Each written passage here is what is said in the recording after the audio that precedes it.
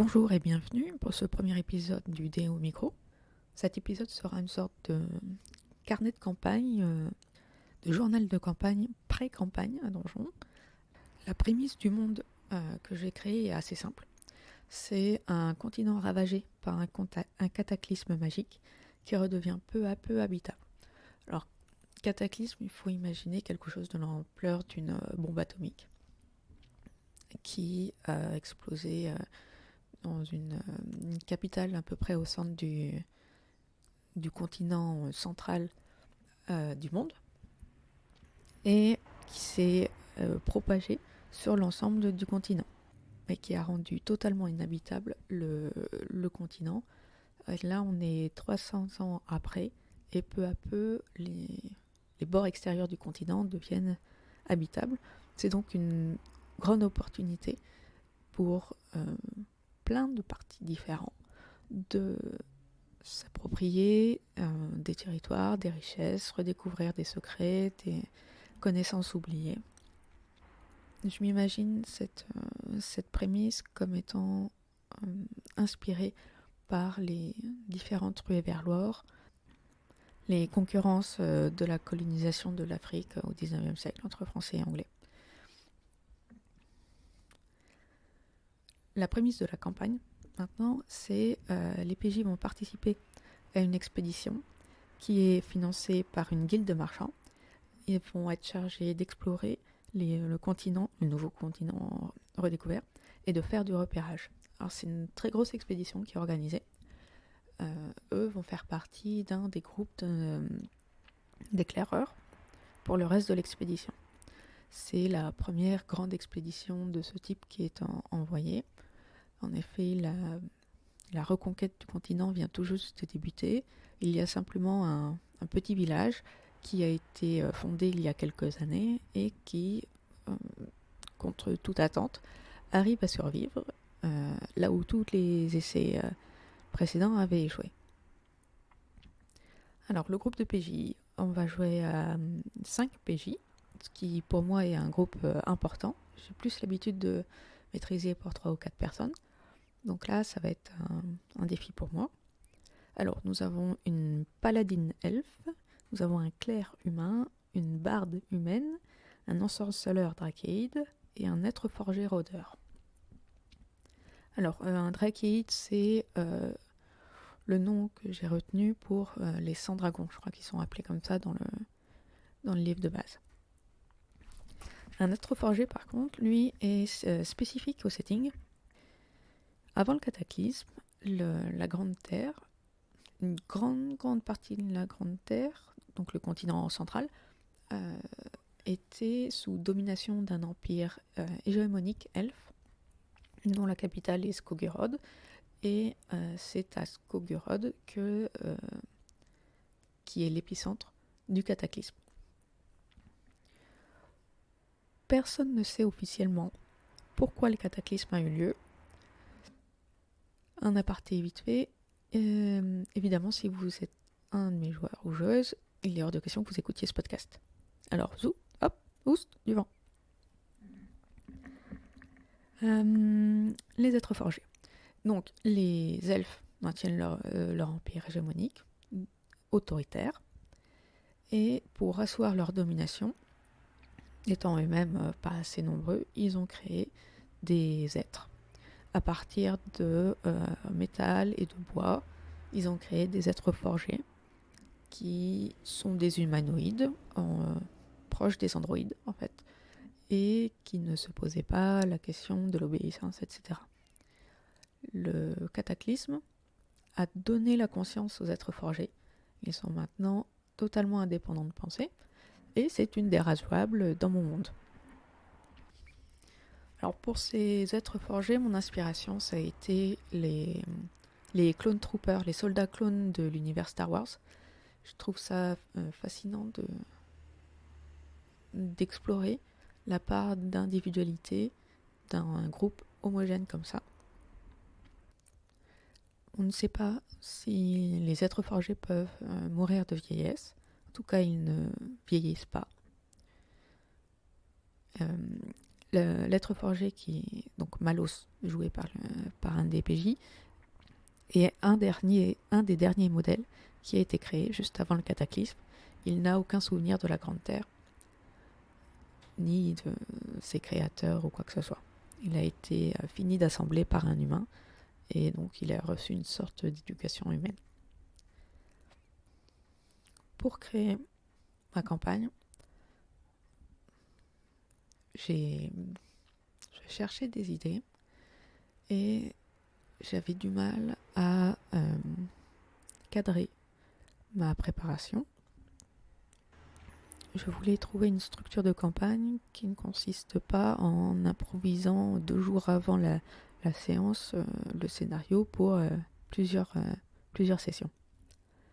Ce qui était un peu ce que je faisais sur Trône de Fer, et ça me convenait pas vraiment pour créer des arcs narratifs importants. J'avais essayé de créer des arcs narratifs à Trône de Fer et j'ai pas vraiment réussi à les mettre en place. Donc là, je veux vraiment m'améliorer là-dessus. Je n'ai pas créé d'arc narratif spécifique au PJ, mais plutôt spécifique au monde. Et pour cela, je me suis inspirée de plusieurs idées différentes, notamment la méthode 5x5. La méthode 5x5, le principe, c'est 5 scénarios composés chacun de 5 éléments. Et chaque élément peut permettre de rejoindre un autre élément d'un autre scénario. Alors je vous mettrai les liens vers les descriptions de ces éléments de théorie de structure. Ce sera, je pense, un peu plus clair. Et je vais détailler les notes de l'épisode. Donc la méthode 5x5 me plaît bien, j'ai jamais réussi à la mettre en place, et là ça va être mon vrai premier sérieux essai. J'ai fait pas mal de recherches sur les différentes structures possibles. Je me suis intéressée notamment au principe d'X-crawling, donc je pense que ça va pas être uniquement du X-crawl, mais je vais essayer d'en mettre quelques parties. C'est pas encore très bien clair dans ma tête, ça. Mais je reviens à la méthode que j'utilise, que je veux utiliser, la méthode 5x5, et je vais faire un mix avec une autre méthode. La méthode des nœuds et des mystères à 5 nœuds. Pareil, je vous mettrai les liens, ne vous inquiétez pas. Le principe de la méthode des 5 nœuds, il faut revenir à la définition d'un nœud. Un nœud, c'est un élément qui peut être un PNJ, un lieu, un événement, une activité ou une organisation. Et donc cette méthode des 5 nœuds vient de la méthode des donjons à 5 salles. Parce que 5, c'est un chiffre assez complexe sans étant trop complexe. Cette méthode des 5 nœuds dérive aussi de la règle des 3 indices. La règle des 3 indices, les PJ ratent parfois des éléments, des indices qu'on met dans une scène de crime par exemple. C'est l'exemple bateau. Et donc Justine Alexander, celui qui a mis au point cette méthode en nœud, rappelle qu'il faut au moins 3 indices vers un même élément pour que les PJ en chopent au moins un. Alors j'ai déjà utilisé une fois dans un scénario cette méthode de mystère à 5 nœuds et ça marche plutôt bien. Donc là je veux le réutiliser. C'était un scénario super-héros. Je sais que pour aller d'un élément à l'autre, d'un nœud à l'autre de mon mystère, je dois mettre au moins 3 indices. Et le pendant de la règle des 3 indices, c'est pour arriver à une scène donnée, il faut au moins qu'il y ait 3 indices qui y mènent. Cette méthode des nœuds nous indique qu'il nous faut 5 éléments et que chaque élément soit lié par au moins 3 indices différents provenant peut-être de sources différentes, jusqu'à arriver soit à l'élément final qu'on avait imaginé, soit à un autre des autres nœuds. C'est justement en permettant de lier les différents nœuds par 3 indices que le MJ pourra être surprise en voyant quel est finalement le dernier nœud, le final du scénario. Donc je vais utiliser cette technique des mystères à 5 nœuds avec la technique du 5 par 5 en faisant 5 par 5 mystères à 5 nœuds. Donc j'ai commencé à travailler là-dessus. Je suis d'ailleurs à un peu plus de 5 scénarios, je suis à 6 et je suis en train de réfléchir à quels sont les différents nœuds, déjà, les différents éléments de chacun, indépendamment de chacun de mes mystères.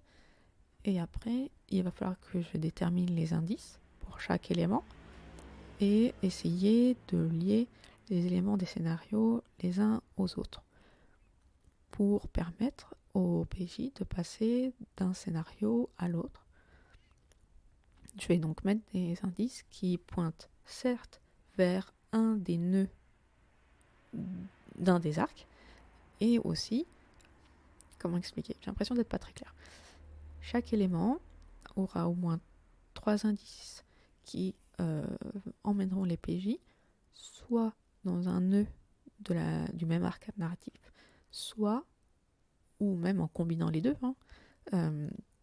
soit vers un élément d'un autre scénario, d'un autre arc, pour commencer à explorer ou compléter d'explorer, faire la jonction, la transition vers la nouvelle arc. Dans l'épisode 2, nous verrons notamment comment je me suis approprié cette technique et le détail des mystères que j'ai commencé à réfléchir. Je vous remercie de votre écoute. J'espère que ça vous a intéressé et je vous dis à bientôt pour le nouvel épisode du Dé au micro.